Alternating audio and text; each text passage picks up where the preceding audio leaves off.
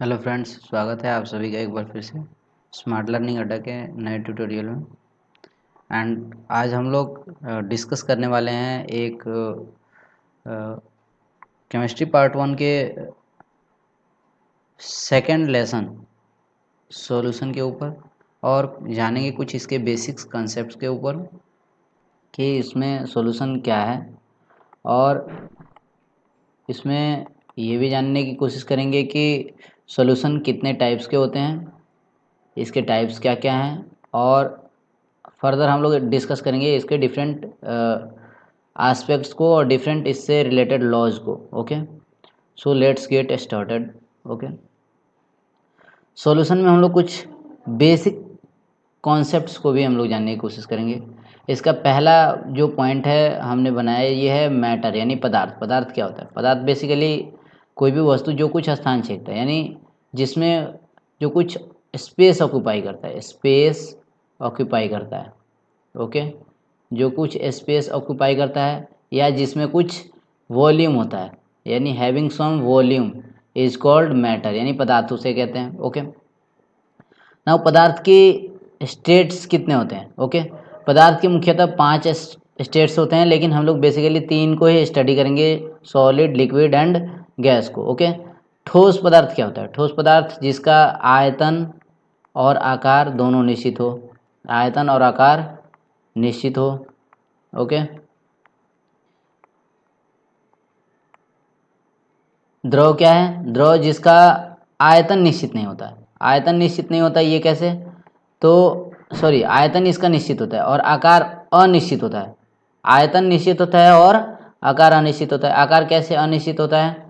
आकार जो होता है इसका अनिश्चित होता है। ओके, आकार अनिश्चित होता है क्योंकि डिफरेंट कंटेनर के अकॉर्डिंग ये अपना शेप्स बदलते रहते हैं। जैसे मान लीजिए कि इसको ग्लास में अगर आपने रखा तो ये ग्लास के शेप का हो जाएगा, और इसको आपने किसी दूसरे कंटेनर में, किसी बड़े कंटेनर में रखा तो उसके शेप का हो जाएगा। ओके, नाउ हम लोग मूव ऑन करेंगे कि पदार्थ को कितने कैटेगरी में रखा गया है। ओके, कंपोजिशन के अकॉर्डिंग, केमिकल कंपोजिशन के अकॉर्डिंग, केमिकल कंपोजिशन के अकॉर्डिंग।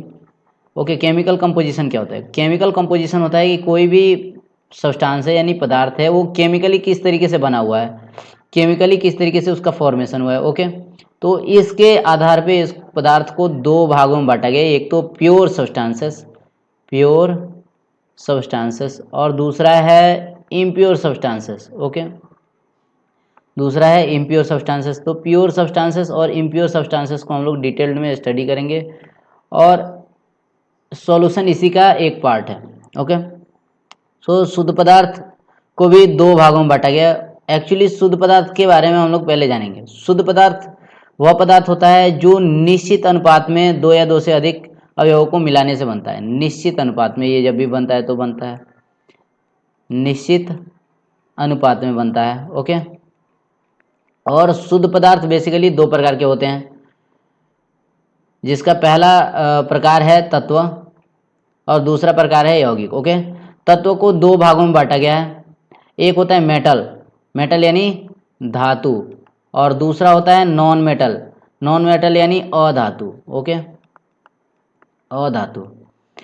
ओके, दूसरा इसका जो टाइप्स होता है वो होता है यौगिक। यौगिक यानी कंपाउंड, कंपाउंड को भी 2 भागों में बांटा गया है, और एक होता है ऑर्गेनिक, एक होता है इनऑर्गेनिक। ऑर्गेनिक वो होता है जो कार्बन से बनता है, और इनऑर्गेनिक वो होता है जो कार्बन से नहीं बनता, यानी कार्बन को छोड़कर किसी अन्य टाइप के पदार्थ से मिलकर के बनता है। ओके, दूसरा पदार्थ का प्रकार है केमिकल कंपोजिशन के आधार पर, वो है अशुद्ध पदार्थ। अशुद्ध पदार्थ को मिक्सचर या मिश्रण भी कहा जाता है, यानी इसको मिक्सचर भी कहा जाता है कभी कभी, मिक्सचर। ओके, और ये 2 प्रकार का होता है।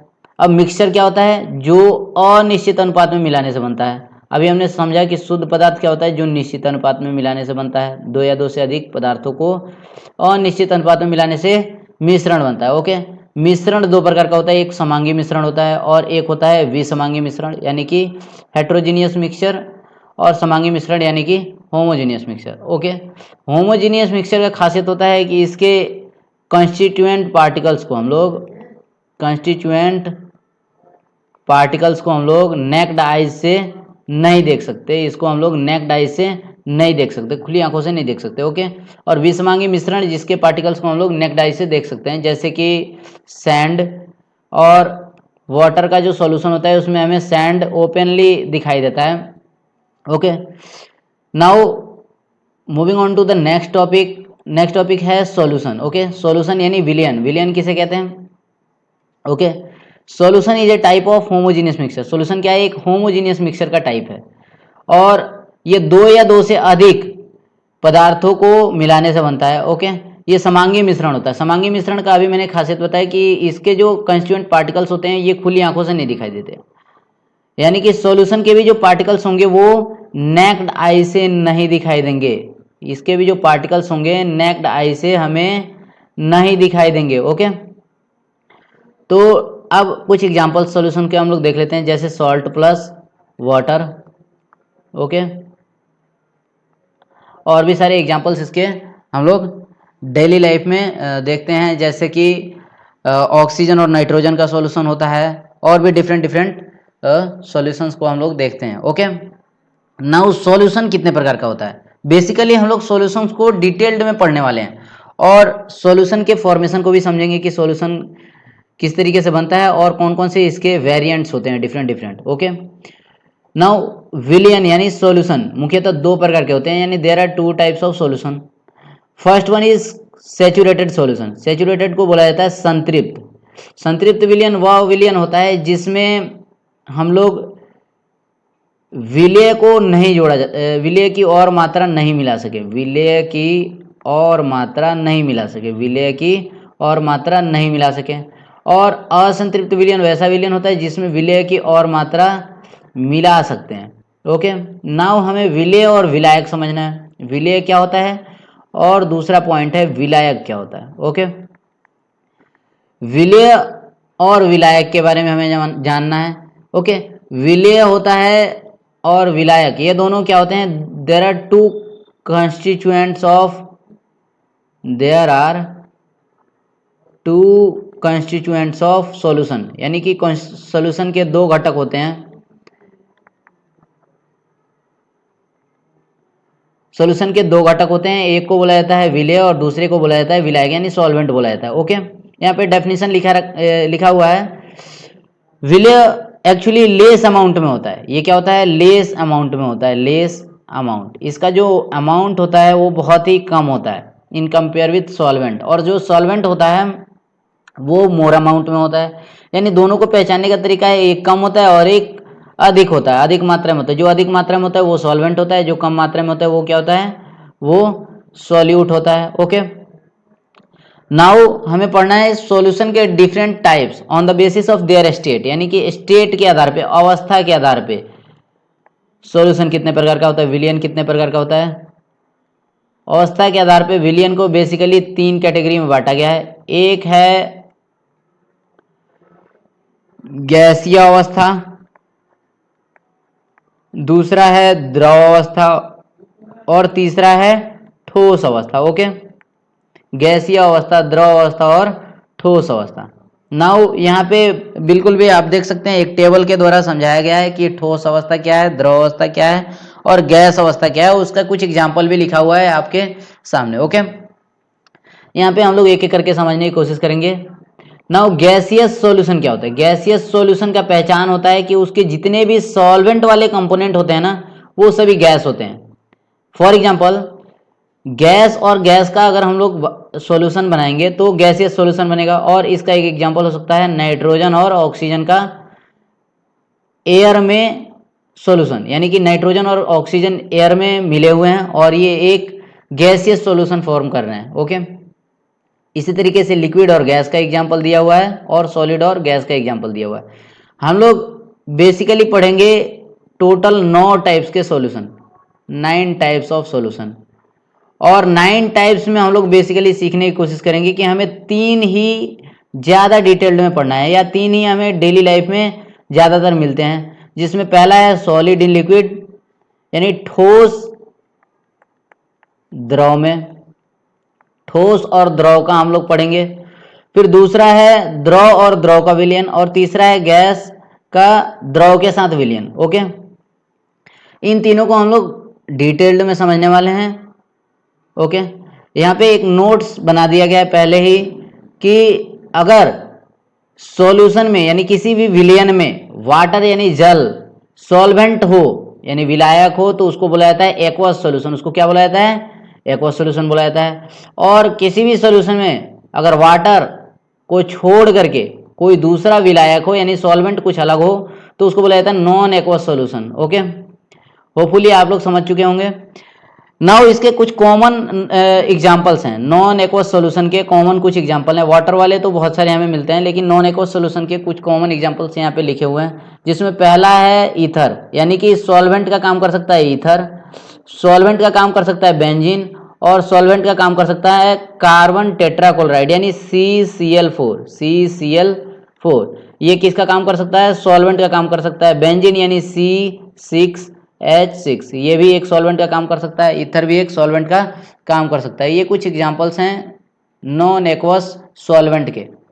नाउ अब हमें बहुत ही इंपॉर्टेंट टॉपिक को डिस्कस करना है, और वो टॉपिक है कंसंट्रेशन। पूरे ही चैप्टर में हमें बेसिकली कंसंट्रेशन के ऊपर ही बहुत सारे प्रॉब्लम्स को सॉर्ट आउट करना है और बहुत सारे थ्योरम्स को डिस्कस करना है, और किस तरीके से कंसंट्रेशन को फाइंड आउट किया जाता है इसको हमें समझना है।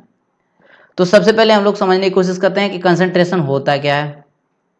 यानी कंसंट्रेशन को हिंदी में बोला जाता है सांद्रता। विलयन की सांद्रता हमें निकालनी है। विलयन की सांद्रता हम कैसे निकालेंगे ये हम लोग समझते हैं। तो पहले सांद्रता के बारे में जानते हैं। सांद्रता किसी भी विलयन के संगठन को बताता है, यानी क्या बताता है? हमें कंपोजिशन को बताता है कि कंपोजिशन क्या है विलयन का।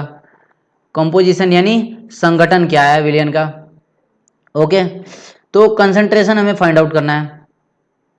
कंसंट्रेशन दो तरीके से फाइंड आउट किया जाता है, जिसका पहला मेथड है क्वालिटेटिव मेथड। क्वालिटेटिव मेथड को गुणात्मक विधि कहा जाता है, और गुणात्मक विधि में दो तरीके से कंसंट्रेशन निकाला जाता है। पहला जो तरीका होता है उसको बोला जाता है डाइल्यूट, और इससे बनता है diluted solution, dilute solution. Okay, दूसरा जो होता है वो होता है कंसंट्रेटेड, कंसंट्रेटेड। ओके,